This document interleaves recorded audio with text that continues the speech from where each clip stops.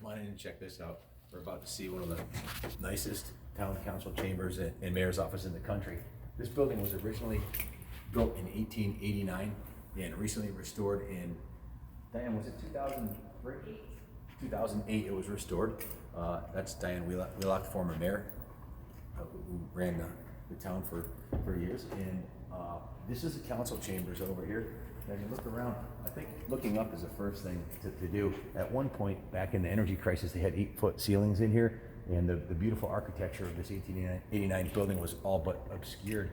And through the wisdom of the town and the Historic Society, they went through and completely restored this to the original grandiosity, including the windows, which are just fantastic. Those are the original windows restored. All the stained glass work that you saw coming up the stairs is original 1889 stained glass. The building is a brownstone and brick with post and beam construction.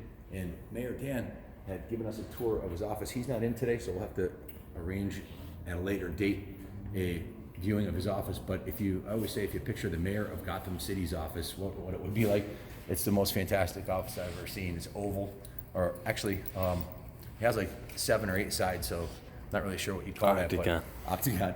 And it's got a huge windows and a massive conference table. We just had a meeting with all the powers that be at the town, the Chief Kenny and the town administrator and the health.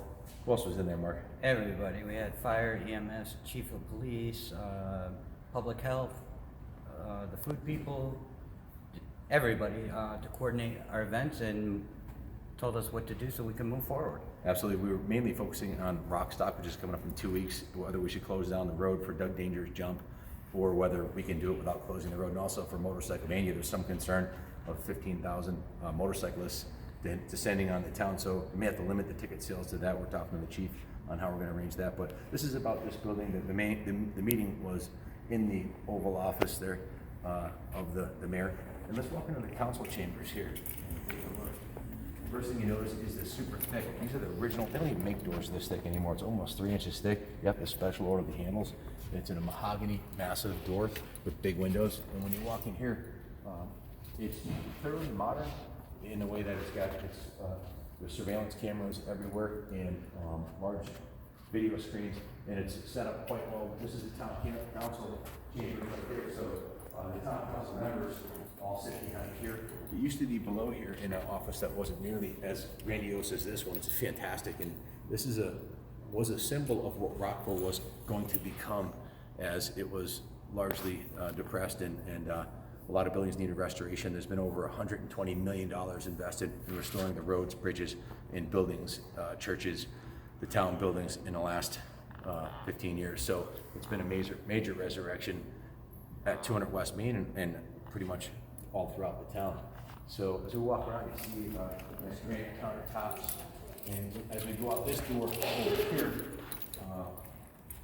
there's a handicap ramp to get down to the elevator. This shows this picture right here is the external part of the building.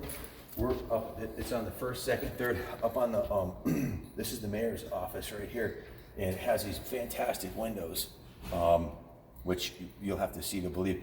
The mayor actually bought us up inside of here a long time ago, maybe 5 or 6 years ago. Kenny and I got a tour, and there's a ladder that goes from here all the way up to the top. That's a little rickety looking. Do you remember that, Kenny? Oh yeah. It looks like you'd have to be like a Batman or a Spider-Man to climb up it, because it looks pretty rickety. I don't think for any amount of money I'd climb up it. And as you go down to there's a lower level in the basement that has a bomb shelter.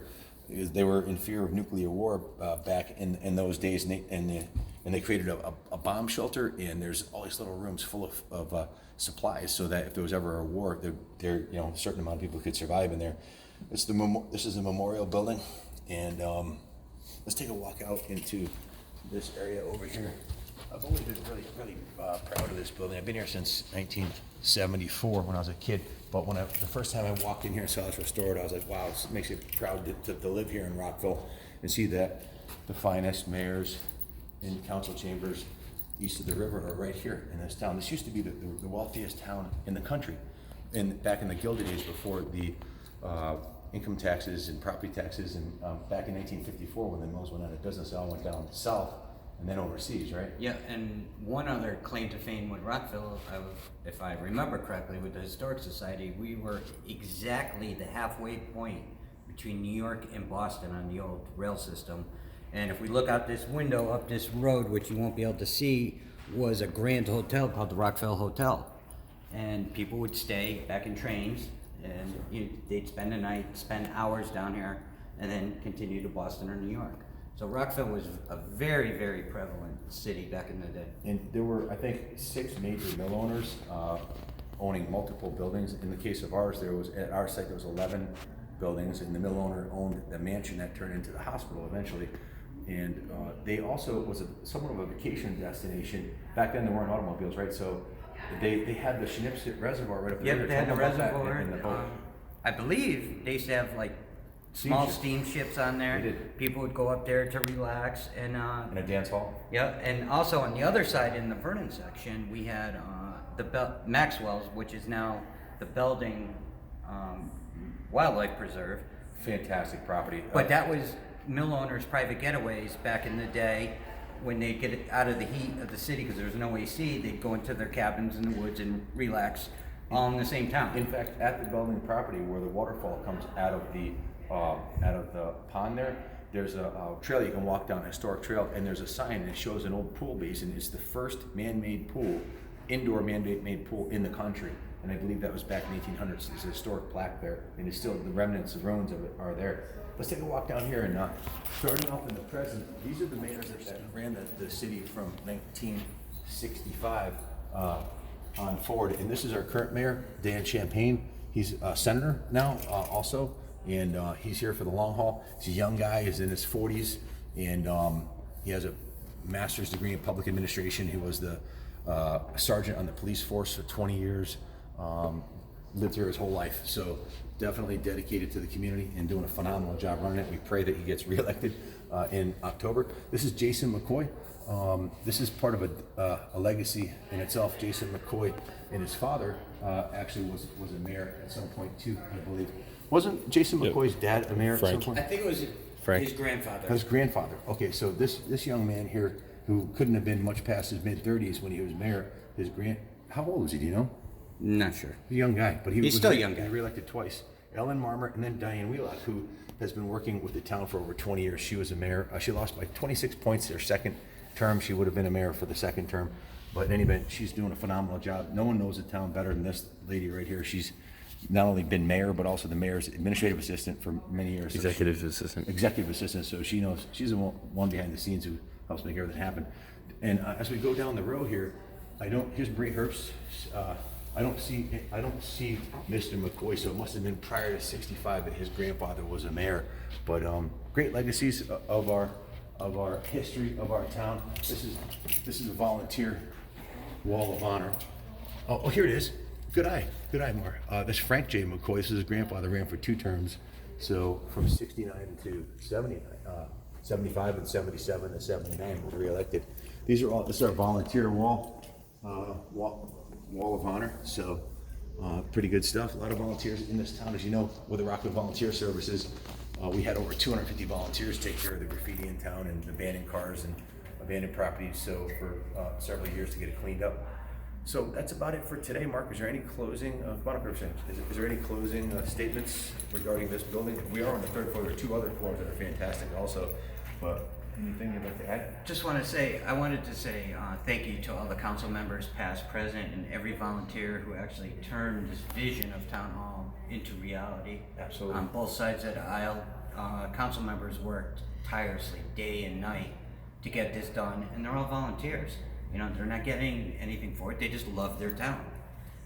And in closing, I just want to say, the administration now, all the council members, Rockville's open for business, guys. Come on down. It also, along those lines, Mark, not just here in Rockville, but the Connecticut State Department of Economic Development has stepped up big time to help Rockville grow with loans and bonds and that kind of thing. That's where the $120 million investment in town came from the state, and the federal government has also pitched in and the EPA EPA's pitched in cleaning up the Emerville Mill. I think it was a $2 million grant to clean that up. Yes, sir. So they say it takes a village to raise a child. Well, to restore a city takes not just the residents of the city and all the volunteers and a good administration, but it takes support from the state government and the federal government, and together, that's what happens. I would believe Rockville is the, for lack of a better description, well, I'll just say the best example of how to resurrect. How to do it. If you want to see how it's done, come sit in Mayor Dan's office, talk to Diane, come see Mark, he's been a part of the resurrection, and come down to 200 West Main and check the museum out. So thank you for listening. If you haven't subscribed yet, hit subscribe and click on the notification for new videos that are coming up. We will tour the mayor's office at some point with his blessing. We didn't want to barge in without his blessing, so stay tuned and God bless America.